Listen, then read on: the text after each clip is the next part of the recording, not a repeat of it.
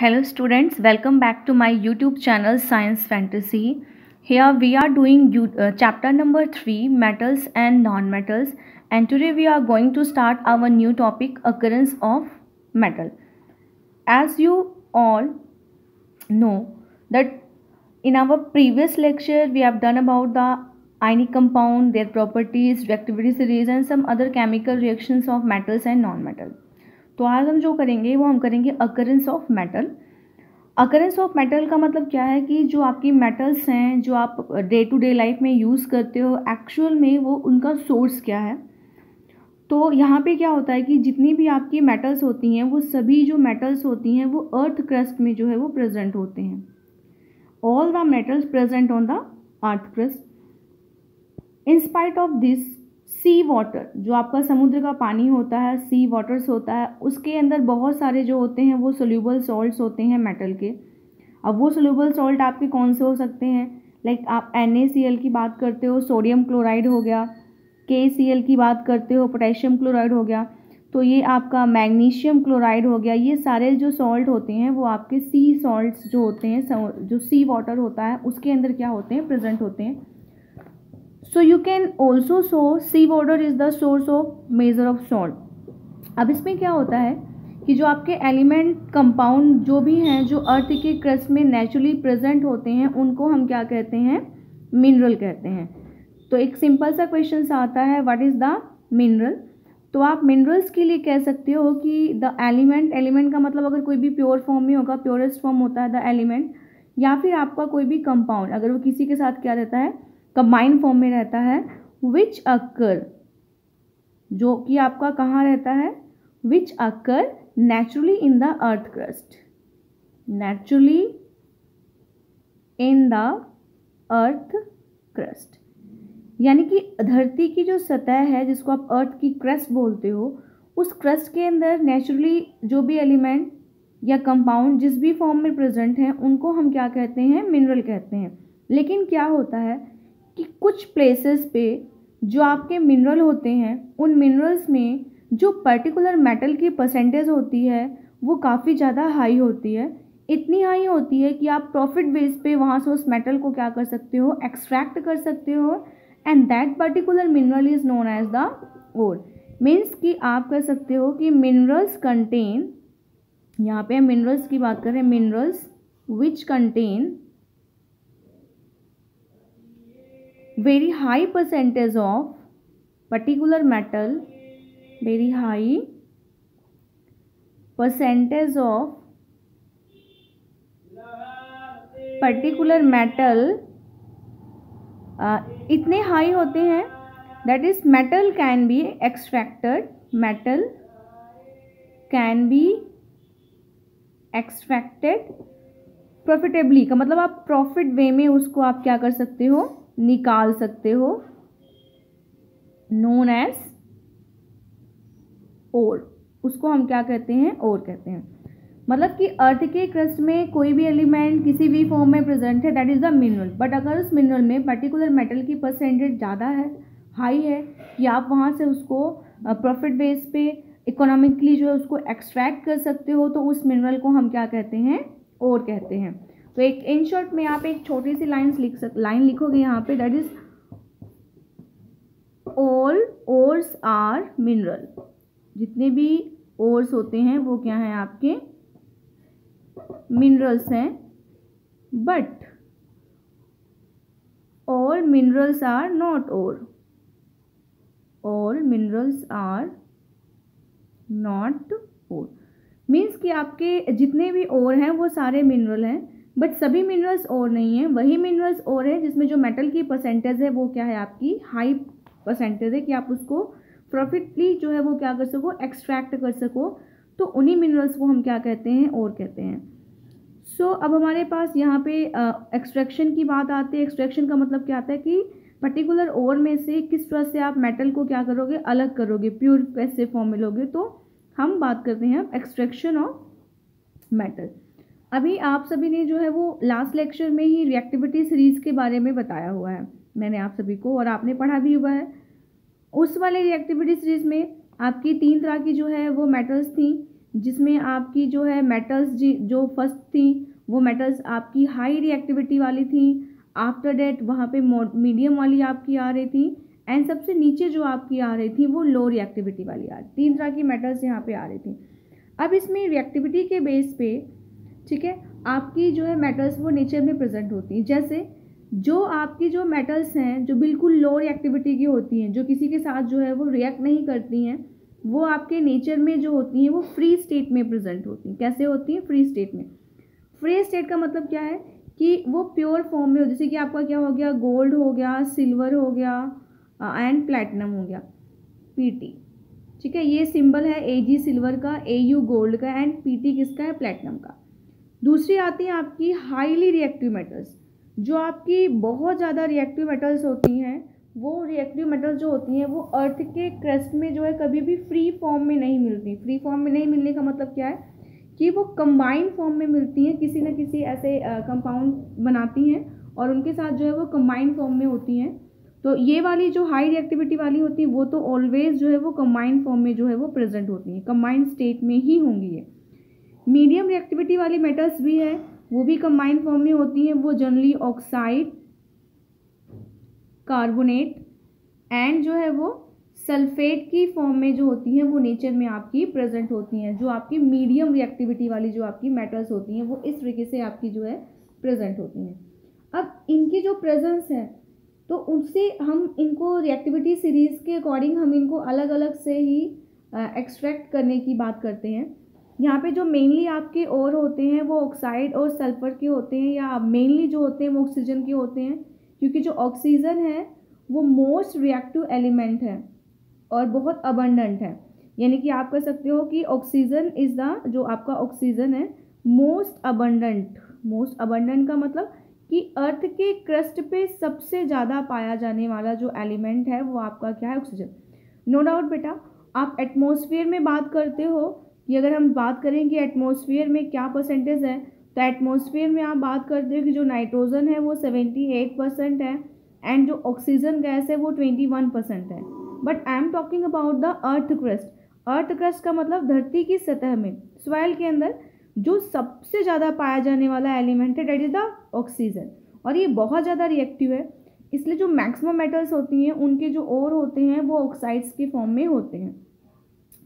तो रिएक्टिविटी के बेस पे जो मेटल्स होती हैं उनको हमने 3 कैटेगरीज में डिवाइड कर दिया यहाँ पे। Highly reactive metals, metals with medium reactivity and वो आपकी हैं जो लो रिएक्टिविटी की आपकी हैं। इन सभी कैटेगरीज को जो है सेपरेट आउट करने के लिए, एक्सट्रैक्ट करने के लिए जो है वो अलग अलग मेथड जो है हम वहाँ पे अप्लाई करते हैं।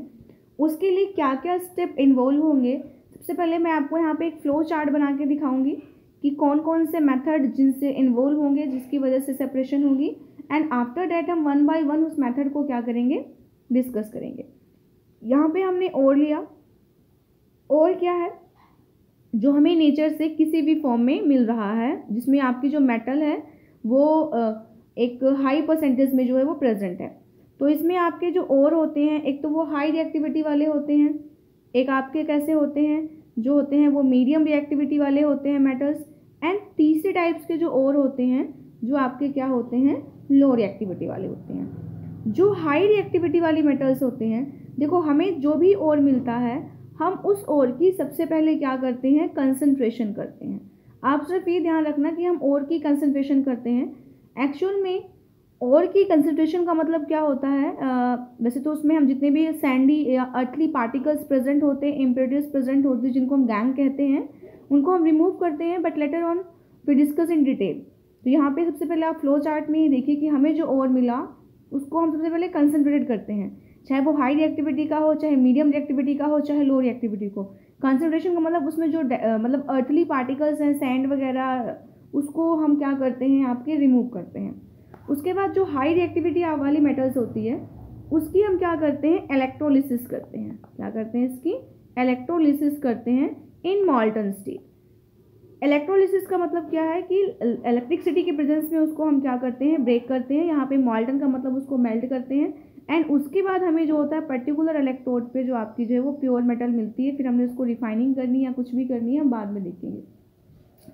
फिर हमारे पास मीडियम रिएक्टिविटी की आती हैं। अब मीडियम रिएक्टिविटी भी मैंने आपको बताया था कि वो ऑक्साइड, कार्बोनेट या फिर सल्फेट बनाते हैं।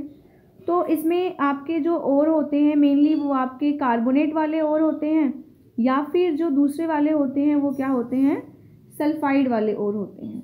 जो आपके कार्बोनेट वाले ओर होते हैं उनकी हम क्या करते हैं, कैल्सिनेशन करते हैं। जो सल्फेट वाले होते हैं उनकी हम क्या करते हैं, रोस्टिंग करते हैं। एक्चुअल में कैल्सिनेशन और रोस्टिंग करने के बाद जो ओर होता है वो एक्चुअल में ऑक्साइड में कन्वर्ट हो जाता है। किस में कन्वर्ट होता है, ऑक्साइड में। और अगर ऑक्साइड में है तो उसको कैल्सिनेशन या रोस्टिंग करने की कोई भी नीड नहीं होती है। यहाँ पे हमारे पास जब ऑक्साइड वाला ओर मिल जाता है फिर उसको हम रिडक्शन कर देते हैं। रिडक्शन करने के बाद हमारे पास यहाँ पे जो मेटल मिल जाती है एंड क्लास, उसकी हम रिफाइनिंग करते हैं। उसके बाद मेरे पास आता है लो रिएक्टिविटी वाले। जो लो रिएक्टिविटी वाले ओर होते हैं वो मेनली हमारे कौन से होते हैं, सल्फाइड वाले ओर होते हैं। तो सल्फाइड ओर की हम क्या करते हैं, रोस्टिंग करते हैं। रोस्टिंग की सारी प्रोसेस मैं आपको बताऊंगी। रोस्टिंग के बाद हम उसकी जो है रिडक्शन करेंगे। रिडक्शन से वो आपकी ऑक्साइड में कन्वर्ट हो जाएगी, यहाँ पे रिडक्शन होगा एंड फिर ऑक्साइड जो आपकी रोस्टिंग से ऑक्साइड में आएगी और उसके बाद ऑक्साइड से आप उसकी रिडक्शन कर दोगे तो आपको मेटल मिल जाएगा। फर्दर हम उसकी आपकी क्या करते हैं, रिफाइनिंग। इन पूरे स्टेप्स के होने के बाद जो यहाँ पे लास्ट में हमें मेटल मिलता है, उस मेटल के बाद जो हम उसको क्या करते हैं, रिफाइनिंग करते हैं। बिल्कुल प्योरेस्ट फॉर्म में मेटल जाती है। अब इसमें हम जो है स्टार्ट करते हैं। सबसे पहले आपका टॉपिक आएगा कि कंसंट्रेशन और इनरिचमेंट ऑफ ओर। हमने सबसे पहले जो हमारे पास ओर लिया था उस ओर का मैंने क्या किया था, यहाँ पे कंसंट्रेशन किया था। कंसंट्रेशन भी बोल सकते हो या उसको क्या बोलते हो, इनरिचमेंट ऑफ ओर। दो चीज़ें हम यहाँ पे, दो वर्ड्स आपके यूज़ करते हैं, concentration of ore, either enrichment of ore. अब इसमें क्या है कि जो भी आपका ओर है, जो भी आपको क्रस्ट के अर्थ की क्रस्ट से मिल रहा है वो आपको कैसे मिल रहा है, माइनिंग के थ्रू मिल रहा है। माइनिंग का मतलब आप उसकी खुदाई करते हो अर्थ की क्रस्ट से, तो वहाँ से माइनिंग से मिलता है। अगर वो अर्थ की क्रस्ट से मिल रहा है तो उसमें लार्ज अमाउंट में क्या प्रेजेंट होंगी, इम्प्योरिटीज़ प्रेजेंट होंगी। वो कैसे इम्प्योरिटीज़ होती हैं, अर्थ वाली इम्प्योरिटीज़ होती हैं, जैसे कि उसके अंदर सॉइल हो सकता है, सैंड हो सकता है, कोई भी डस्ट पार्टिकल जो होता है उसके अंदर हो सकता है। तो ये जो आपकी इम्प्योरिटीज़ हैं, कौन सी वाली इम्प्योरिटीज़ हैं, अर्थली इम्प्योरिटीज़ हैं। अर्थली इम्प्योरिटीज़ का मतलब कि ऐसी इम्प्योरिटीज़ जो अर्थ की क्रस्ट में होने की वजह से प्रेजेंट थी। कोई चीज़ अगर मिट्टी से आप निकालोगे उसमें थोड़ी सी मिट्टी, थोड़ी सी रेत या थोड़ा सा कुछ डस्ट वगैरह वहाँ पे पड़ी होंगी। तो ये जो अर्थली इम्प्योरिटीज़ होती हैं, इन अर्थली इम्प्योरिटीज़ को हम क्या कहते हैं, गैंग कहते हैं। क्या कहते हैं, गैंग। तो क्वेश्चन आता है व्हाट इज गैंग। तो your answer is the earthly impurities like soil, sand, clay present in the ore is known as the gangue. उनको हम क्या कहते हैं, गैंग। किसी भी मेटल को, किसी भी ओर में से मेटल को एक्सट्रैक्ट करने से पहले ये जो हमारे पास गैंग होता है इसको हम क्या कहते हैं, रिमूव करते हैं। क्या करते हैं, इसको रिमूव करते हैं। तो ये जो रिमूवल होता है इसी को हम क्या कहते हैं, कंसंट्रेशन ऑफ ओर या फिर इनरिचमेंट ऑफ ओर। और ये जो कंसंट्रेशन या इनरिचमेंट ऑफ ओर होता है वो डिपेंड करता है कि जो आपका ओर है उसकी जो फिजिकल प्रॉपर्टीज़ या फिर जो केमिकल प्रॉपर्टीज़ हैं उससे रिलेटेड ही होता है। ठीक है, उसके अलावा हम सेपरेट टेक्निक्स यूज़ करते हैं। तो वो डिपेंड करता है कि आपके ओर में किस तरह का जो गैंग है उसके ऊपर प्रेजेंट है। अब हमारे पास जो है यहाँ पे गैंग को हमने रिमूव कर दिया, हमारे पास जो ओर आ गया, अब उसमें अर्थली इम्प्योरिटीज नहीं प्रेजेंट है। तो अब हम बाकी की प्रोसेस जो है वो स्टार्ट करते हैं। सबसे पहले हम करेंगे extraction of low reactivity metal. Low से स्टार्ट करेंगे, हाई तक जाएंगे। Extraction of low reactivity metal. अगर हमारे पास कोई भी जो मेटल है वो लो रिएक्टिविटी की है तो हम उसका एक्सट्रैक्शन कैसे करेंगे। इधर क्या होता है कि जो आपकी लो रिएक्टिविटी वाली मेटल्स होती हैं वो अगर किसी के साथ रिएक्ट नहीं करती हैं तो आइदर या तो वो नेटिव स्टेट में प्रेजेंट होती हैं। नेटिव का मतलब जो उनकी एक्चुअल स्टेट होती है वो नेटिव फॉर्म में, यानी कि आप उसको कहते हो कि वो फ्री फॉर्म में प्रेजेंट होती हैं। लेकिन क्या होता है कि जो ऑक्सीजन होता है वो तो बहुत ज़्यादा रिएक्टिव है। आपको पता है कि जो आपका ऑक्सीजन है, ऑक्सीजन क्या है, हाईली रिएक्टिव है। तो हाईली रिएक्टिव होने की वजह से जनरली जो इसके यानी कि जो लो रिएक्टिविटी वाली जो मेटल्स के ओर हैं वो ऑक्साइड्स होते हैं। क्या होते हैं आपके? ऑक्साइड्स होते हैं।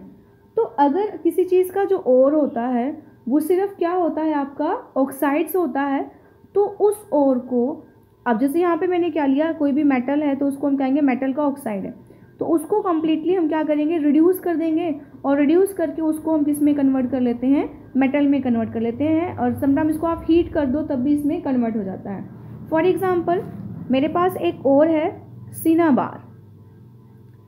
सिनाबार और किसका है? मरकरी का। इसका जो फॉर्मूला है सिनाबार का वो क्या है? HgO, मरकरी का ऑक्साइड है। Cinnabar is a ore of mercury, इसको ध्यान रखना, मरकरी ओर है आपका। सिनाबार ये पेपर में आता है, व्हाट इज द सिनाबार? तो you have to know cinnabar is the ore of mercury and which type of ore? It is the oxide ore. इसको हम क्या कहते हैं? Mercuric oxide. क्या कहते हैं इसको? Mercuric oxide. एक्चुअली आप कहीं कहीं पे मर्क्यूरस ऑक्साइड भी पढ़ोगे बेटा। कोई भी यहाँ पे मैं आपको बता दूँ कि कोई भी अगर एलिमेंट होता है वो एक से ज़्यादा चार्ज शो करता है, तो जो उसका हाई चार्ज होता है उस केस में उसके नाम के पीछे IC लगता है, एंड जो उसका लो चार्ज होता है उसके नाम के आगे OUS लगता है। फॉर एग्जांपल जो आपका मरकरी है वो 2 पॉजिटिव भी शो करता है एंड मरकरी पॉजिटिव भी शो करता है। तो जब वो 2 पॉजिटिव शो करेगा तो मैं उसको क्या बोलूँगी? मर्क्यूरिक। लेकिन अगर वो +1 शो करेगा तो मैं उसको क्या बोलूँगी? मर्क्यूरस। ये स्लाइटली जो है वो क्या होता है? डिफरेंस होता है। तो यहाँ पे अगर इसकी वैलेंसी देखो तो +2 आ रही है, बिकॉज ऑक्सीजन की वैलेंसी 2 होती है, तो दैट्स वाई इसका नाम क्या होगा? Mercuric oxide. Here you can say कि mercury have ore of oxide that is the cinnabar, namely cinnabar. तो ये ऑक्साइड है।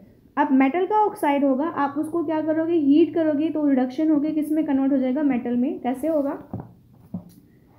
मेरे पास जो है अगर यहाँ पे सिनाबार है, सॉरी लिटिल बिट मिस्टेक होगी यहाँ पे, जो सिनाबार का फॉर्मूला होता है that is the HgS, sorry mercuric sulphide. ठीक है, मरकरी का सल्फाइड होता है ये। ऑक्सीजन और सल्फर सेम ग्रुप के हैं। तो हम सबसे पहले क्या करते हैं, इस चीज़ को करने के लिए सिनाबार को, जो हमारे पास HgS है, HgS is a ore of mercury sulphide ore है, सिनाबार है। इसको हम क्या करते हैं? हीट करते हैं इन the presence of oxygen. Oxygen की प्रेजेंस में हीट करेंगे तो ये मरकरी का ऑक्साइड और साथ में सल्फर डाइऑक्साइड में क्या हो जाएगा? आपका कन्वर्ट हो जाएगा। तो यहाँ पे मरकरी का ऑक्साइड बन गया, मर्क्यूरिक ऑक्साइड। एंड फिर इस मर्क्यूरिक ऑक्साइड को जब आप अगेन हीट करते हो तो यहाँ पे ये मरकरी और ऑक्सीजन की फॉर्म में यहाँ पे आ जाता है।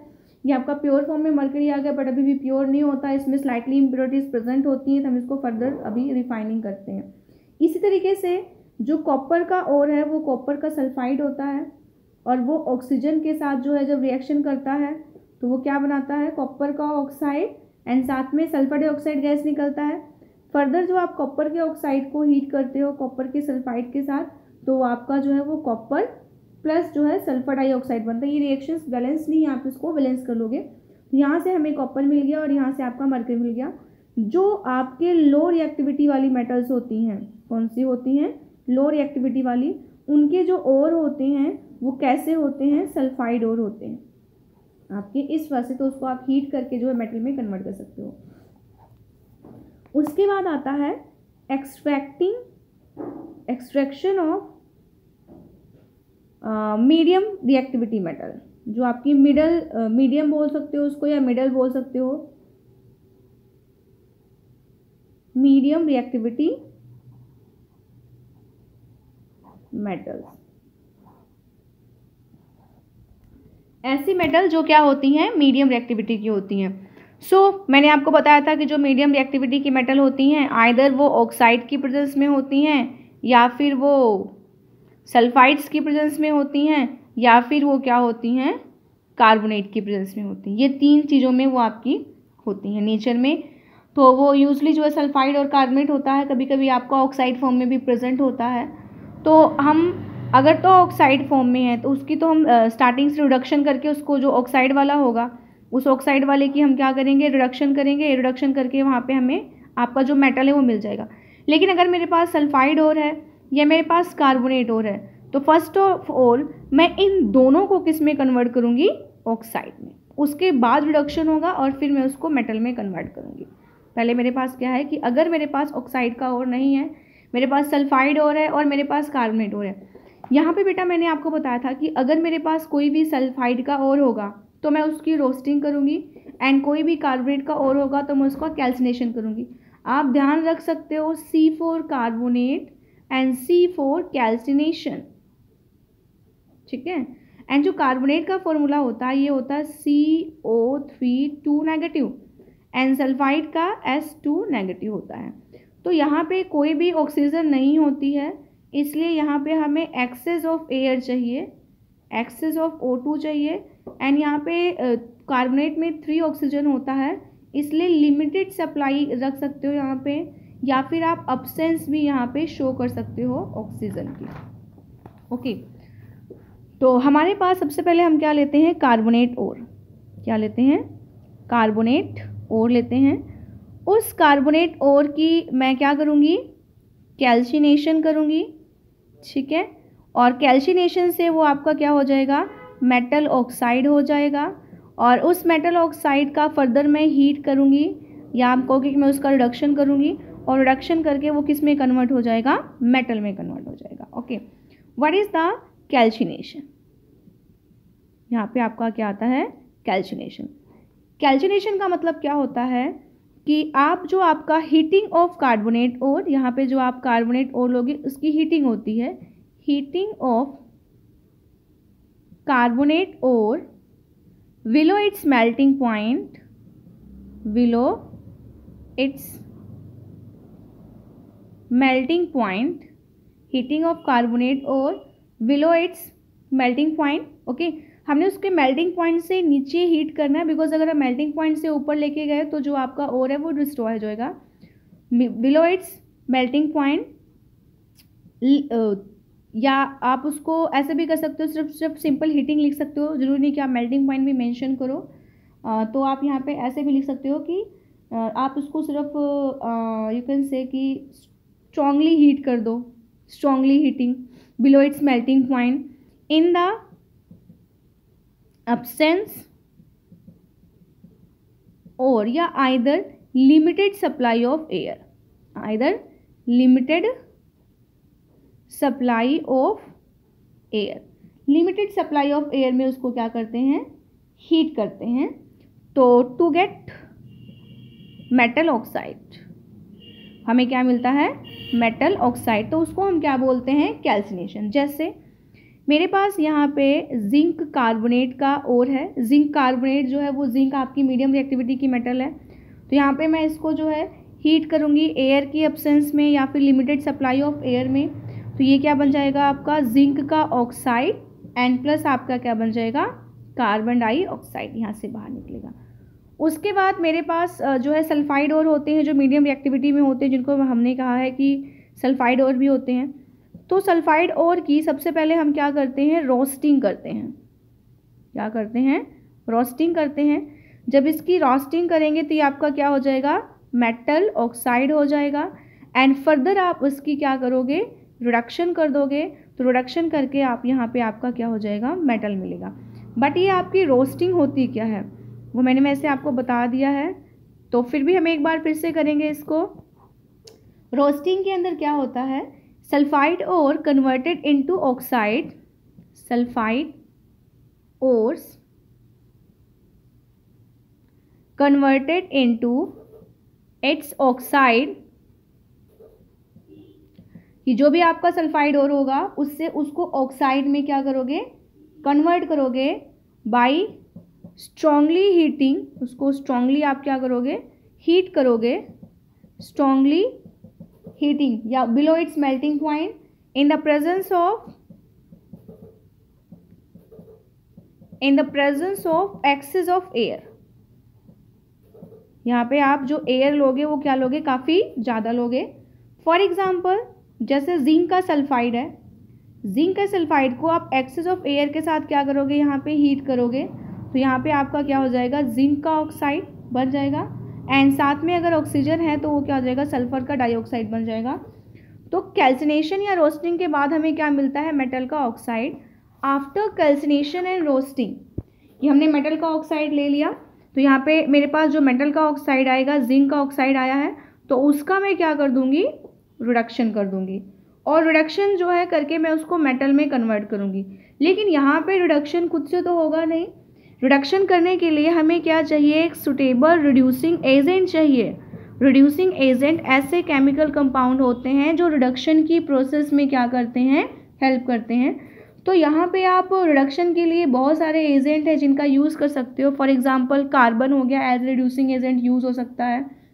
कार्बन डाइऑक्साइड हो गया, कार्बन मोनोऑक्साइड हो गया, कोक हो गया, चारकोल हो गया, जो कि कार्बन की ही फॉर्म है। तो फॉर एग्जांपल जैसे मैंने यहाँ पे जिंक का ऑक्साइड लिया एंड मैं इसको कार्बन के साथ जो है वो रिड्यूस करने की कोशिश की, मेरे पास जिंक बन गया और कार्बन का मोनोऑक्साइड बन गया। कई जगह क्या होता है कि ज़रूरी नहीं है कि आप सिर्फ कार्बन को ही as a reducing agent use करो। कुछ टाइम क्या होती है कि हम डिस्प्लेसमेंट रिएक्शन में यूज़ कर सकते हैं। फॉर एग्जांपल यहाँ पे अगर जिंक है तो हम ऐसी कोई मेटल लें जिसकी जो रिएक्टिविटी हो वो जिंक से क्या हो, ज़्यादा हो, तो वो मेटल क्या करेगी, जिंक ऑक्साइड में से जिंक को क्या कर देगी, रिप्लेस कर देगी। यानी कि जो आप यहाँ पे रिडक्शन करते हो, हर बार ज़रूरी नहीं है कि आप जो है रिडक्शन के लिए वो रिड्यूसिंग एजेंट भी यूज़ करो। तो यहाँ पे आप जो रिडक्शन है वो डिस्प्लेसमेंट रिएक्शन के थ्रू भी हो सकता है। एंड डिस्प्लेसमेंट रिएक्शन आपको पता है कि जो हाईली रिएक्टिव मेटल होती है, जैसे कि अभी जिंक है, जिंक से रिएक्टिव आपकी सोडियम हो गई एंड कैल्शियम होगी, एल्युमिनियम होगी, ये सारी जो हैं वो उनकी जो रिएक्टिविटी है, सभी की रिएक्टिविटी जो है वो जिंक से ज़्यादा है। तो ये वाली जो रिएक्शंस होती हैं वो भी आप डिस्प्लेसमेंट रिएक्शन के थ्रू भी जो मेटल के ऑक्साइड्स होते हैं उनको मेटल्स में आप क्या कर सकते हो, कन्वर्ट कर सकते हो। फॉर एग्जांपल जैसे कि मेरे पास अगर यहाँ पे मैंगनीज का ऑक्साइड है, MnO2 है, अब यहाँ पे मैं इसकी रिएक्शन अगर एल्युमिनियम से करवा दूँ, बिकॉज एल्युमिनियम की जो रिएक्टिविटी है वो मैंगनीज से ज़्यादा है, तो मैंगनीज की ऑक्साइड से हमें मैंगनीज चाहिए। तो यहाँ पे कोई भी रिड्यूसिंग एजेंट यूज़ करने के अलावा अगर मैं यहाँ पे सिर्फ क्या यूज़ कर लूँ, एल्युमिनियम यूज़ कर लूँ, जिसकी जो रिएक्टिविटी है वो मैंगनीज से ज़्यादा है, तो एल्युमिनियम क्या करेगा, मैंगनीज को उसके सॉल्ट में से या उसके कंपाउंड में से क्या कर देगा, रिप्लेस कर देगा, और यहाँ पे एल्युमिनियम आ जाएगा और मैंगनीज आपका जो है वो मेटल बाहर आ जाएगा। एक्चुअल में इस टाइप की जो रिएक्शंस होती हैं वो कैसी होती हैं, हाईली एक्सोथर्मिक होती हैं। कैसी होती हैं, हाईली एक्सोथर्मिक होती हैं। एक्सोथर्मिक होने का मतलब क्या है कि उनसे जो लार्ज अमाउंट ऑफ हीट जो है वो बाहर निकलती है, वो हीट जो है वो इतनी ज़्यादा होती है यहाँ से जो हीट निकलती है कि आपकी जो पर्टिकुलर जो मेटल होगी ना, वो मेटल आपकी क्या कर जाती है, मेल्ट कर जाती है, मोल्टन स्टेट में जो है वो कन्वर्ट कर जाती है। तो इस तरह से जो आयरन ऑक्साइड और एल्युमिनियम की इस रिएक्शन है वो आपकी रेलवे ट्रैक यूज़ करने के लिए यूज़ होती है। उसको हम क्या कहते हैं, थर्माइट रिएक्शन। मैं रिएक्शन यहाँ पे लिख दूँ एक बारी। मेरे पास आयरन का ऑक्साइड है और यहाँ पे जो है एल्युमिनियम है, ये भी जो है मीडियम रिएक्टिविटी की है, तो ये मेरे पास आयरन का ऑक्साइड है और मुझे आयरन यहाँ से चाहिए, तो एल्युमिनियम की जो रिएक्टिविटी है वो आयरन से ज़्यादा है। देन मैं यहाँ पे डिस्प्लेसमेंट रिएक्शन करवाऊँगी। इस डिस्प्लेसमेंट रिएक्शन में जो एल्युमिनियम होगा वो आयरन के ऑक्साइड में से आयरन को क्या करेगा, आपका रिप्लेस कर देगा। तो यहाँ पे ये Fe, क्योंकि यहाँ पे 2 था तो मैंने यहाँ पे 2 लिख दिया, एंड फिर यहाँ पे क्या बन जाएगा, एल्युमिनियम का ऑक्साइड। एंड आप रिएक्शन को बैलेंस करना चाहो तो यहाँ पे, और यहाँ पे जो है वो लार्ज अमाउंट ऑफ हीट जो है वो बाहर निकलती है। ये वाली जो रिएक्शन है आपका, ये रिएक्शन, इस रिएक्शन का जो हम यूज़ है वो रेलवे ट्रैक ज्वाइन करने के लिए, या जो मशीन पार्ट होता है उनके बीच में क्रैक्स फिल करने के लिए कहाँ यूज़ करते हैं ये रिएक्शन, ज्वाइन रेलवे ट्रैक। यानी कि अगर वहाँ पे काफ़ी हीट निकल रही तो उस हीट को जब हम वहाँ पे डालेंगे तो जो आयरन है वो मेल्ट कर जाएगा। या जो क्रैक्स होते हैं, क्रैक्स इन मशीन्स, जो मशीन्स पार्ट में क्रैक्स होते हैं उनको भी फिल करने के लिए हम इस रिएक्शन का यूज़ करते हैं। एंड ये जो रिएक्शन होती है, ये जो प्रोसेस होती है, इसको हम क्या बोलते हैं, थर्माइट रिएक्शन। ये आपकी थर्माइट रिएक्शन होती है, इंपॉर्टेंट है, तो ये आप यहाँ से कर लेंगे किस तरह से आपकी यहाँ पे होती है। तो यहाँ से हमें जो है वो मेटल मिल जाता है। लास्ट स्टेप जो है वो रिफाइनिंग का होता है, वो हम बाद में करेंगे। उसके बाद आता है extraction of metals of high reactivity. आपकी जो हाई रिएक्टिविटी वाली होती हैं, अभी तक हमने मीडियम का पढ़ा, लो का पढ़ा, अब हम पढ़ेंगे हाई वाली। Extraction of metal with high reactivity, कि ऐसे मेटल जिनकी जो रिएक्टिविटी होती है वो क्या होती है, काफ़ी ज़्यादा होती है। रिएक्टिविटी सीरीज में जो सबसे ऊपर मेटल हैं लाइक सोडियम, केदार, काशी, नाथ का, माली, आलू, ज़रा, ऐसे आपकी पूरी रिएक्टिविटी सीरीज़ है और मैंने आपको याद कराई है। तो जो बहुत ज़्यादा रिएक्टिव मेटल्स होती हैं वो ऑक्साइड्स की फॉर्म में होती हैं और आप उनको कार्बन के थ्रू जो है रिडक्शन नहीं कर सकते। क्यों? क्योंकि इनकी जो एफिनिटी होती है वो ऑक्सीजन के लिए ज़्यादा होती है एज़ कम्पेयर टू कार्बन। इस वजह से आप कार्बन से उनको जो है वो रिड्यूस नहीं कर सकते हो। तो जो उनके सॉल्ट्स होते हैं वो मेनली इनकी अगर निकालना है तो हम क्या करते हैं, जो इनके क्लोराइड वाले सॉल्ट होते हैं, हैलाइड सॉल्ट होते हैं, यानी कि जो इनके हैलाइड सॉल्ट होते हैं उस हैलाइड सॉल्ट की हम क्या कर देते हैं, इलेक्ट्रोलिसिस कर देते हैं। क्या कर देते हैं? इलेक्ट्रोलिसिस कर देते हैं। हैलाइड का सॉल्ट जो है वो हम मॉल्टन फॉर्म में, फॉर एग्जांपल जो सोडियम है वो सोडियम क्लोराइड के फॉर्म में प्रेजेंट है। अगर हम सोडियम क्लोराइड को मॉल्टन फॉर्म में लेते हैं, किस में लेते हैं? मॉल्टन फॉर्म में, तो ये ब्रेक कर जाता है Na positive plus Cl negative में। अब अगर हम इलेक्ट्रोलिसिस करते हैं तो मेरे पास दो इलेक्ट्रोड होगी, एक तो मेरे पास कौन सी वाली होगी, एनोड। एनोड पे चार्ज कैसा होता है? पॉजिटिव। तो एनोड पे पॉजिटिव चार्ज होने की वजह से जो ये क्लोरीन है, ये क्लोराइड आयन है, वो एनोड पे जाएगा और एनोड पे जाने के बाद वो क्या करेगा, क्लोरीन गैस में कन्वर्ट होगा और अपने इलेक्ट्रॉन्स वहाँ पे दो रिलीज कर देगा। ऐसे दूसरी मेरे पास क्या होगी, कैथोड। कैथोड पे चार्ज कैसा होता है? नेगेटिव। तो जो पॉजिटिव चार्ज सोडियम है वो कैथोड पे जाएगा, क्योंकि ये इलेक्ट्रॉन रिच है तो इसको एक इलेक्ट्रॉन प्रोवाइड करेगा और यहाँ पे सोडियम मेटल आपका आ जाएगा। यानी कि जो सोडियम मेटल है वो कहाँ पे डिपॉजिट होगा आपका, वो कैथोड पे होगा। इस वजह से यहाँ पे जो आपकी मेटल्स आती है उस मेटल्स को आप जो है इकट्ठा कर लेते हो और फिर उसको लास्ट में हम रिफाइनिंग करते हैं। तो जो एक्सट्रैक्शन का सबसे लास्ट वाला स्टेप है that is the refining of metal. अब आपने ऊपर की जितनी भी प्रोसेस करी हैं, जितनी भी, चाहे मीडियम रिएक्टिविटी वाली ली हैं, चाहे लो रिएक्टिविटी वाली ली हैं, चाहे हाई रिएक्टिविटी वाली ली हैं, वहाँ से आपको लास्ट में जो मेटल मिल रहा है उन सभी मेटल्स की हम क्या करते हैं, रिफाइनिंग करते हैं। रिफाइनिंग से, क्योंकि जो हमें ऊपर की प्रोसेस है, जैसे ये मेटल मिला हमें, या हमने पीछे यहाँ से मेटल्स निकाले थे, जो भी आपने पीछे किया हुआ है, तो वहाँ से हमें जो मेटल्स मिलते हैं वो प्योर फॉर्म में नहीं मिलते हैं। तो उनको हम प्योर फॉर्म में लाने के लिए उनकी क्या करते हैं, रिफाइनिंग करते हैं। और जो बेसिकली आज के टाइम में आप जो मेथड, वैसे तो बहुत सारे मेथड हैं पर मोस्टली जो यूज़ होता है that is the electrolytic refining. वो क्या होता है आपका, इलेक्ट्रोलिटिक रिफाइनिंग। इलेक्ट्रोलिटिक रिफाइनिंग में हम क्या करते हैं कि जो हमारे पास अब प्रोसेस से इम्प्योर मेटल आता है, क्या आता है, इम्प्योर मेटल आता है, उस मेटल को हम ट्रीट करते हैं एज ए एनोड। और सेम मेटल की, यानी कि जिस मेटल की आप रिफाइनिंग कर रहे हो, सेम मेटल की एक थिन स्ट्रिप लेते हैं। थिन का मतलब बिल्कुल पतली से एक स्ट्रिप लेंगे, उस स्ट्रिप को हम यूज़ करते हैं एज ए कैथोड। और हम क्या करते हैं, उसमें इलेक्ट्रोलाइट भरते हैं। इलेक्ट्रोलाइट मतलब जो सोल्यूशन भरेंगे वो सेम मेटल का सॉल्ट सोल्यूशन होगा। आपका क्या होता है, सेम मेटल का क्या होता है, सॉल्ट सोल्यूशन होता है। तो लेट सपोज कि मुझे यहाँ पे जो है वो कॉपर की रिफाइनिंग करनी है, तो मैंने यहाँ पे एक सेटअप तैयार किया, जैसा मैंने आपको भी बताया, सेटअप तैयार किया। यहाँ पे मैंने यहाँ पे जो है आपकी एक इलेक्ट्रोड लगाई, यहाँ पे मैंने क्या करी, दूसरी इलेक्ट्रोड लगाई, ऐसे लगा दी। सपोज करो मैंने इसको जो है बैटरी के पॉजिटिव, ये नेगेटिव और ये पॉजिटिव, जो छोटा वाला टर्मिनल होता है वो नेगेटिव होता है, जो बड़ा वाला टर्मिनल होता है वो आपका क्या होता है, पॉजिटिव। तो जो बैटरी के पॉजिटिव टर्मिनल से अटैच है ये तो मेरी क्या होगी, एनोड होगी। जो बैटरी के नेगेटिव टर्मिनल से अटैच है वो मेरे पास क्या है, कैथोड। जो कैथोड वाला है ये प्योर है, जो स्ट्रिप आप यूज़ कर रहे हो। एनोड वाला जो है आपका वो इम्प्योर है, जिसको आपने क्या करना है, प्योर करना है। और इसके अंदर मैं एक सोल्यूशन फिल करूँगी एंड वो सेम का मैंने यहाँ पे क्या कर लिया, कॉपर सल्फेट का सोल्यूशन जो है फिल कर लिया।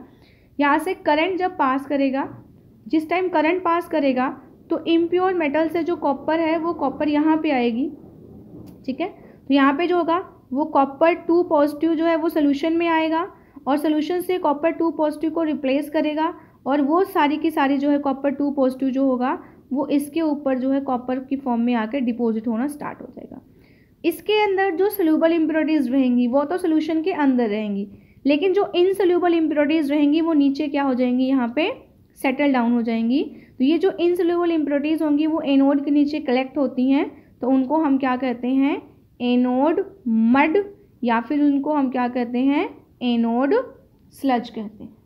तो इस तरह से इलेक्ट्रोलाइटिक रिफाइनिंग से जो हम 99.9% जो होता है वो प्योर जो है मेटल्स यहाँ से ऑब्टेन करते हैं, और इस तरह से जो है हमारी जो नेचर में अर्थ के क्रस्ट में जो भी मेटल्स जो भी और प्रेजेंट होते हैं उनसे हम प्रॉफिट बेस पे लास्ट में जाके प्योर फॉर्म में मेटल्स जो एक्सट्रैक्ट करते हैं।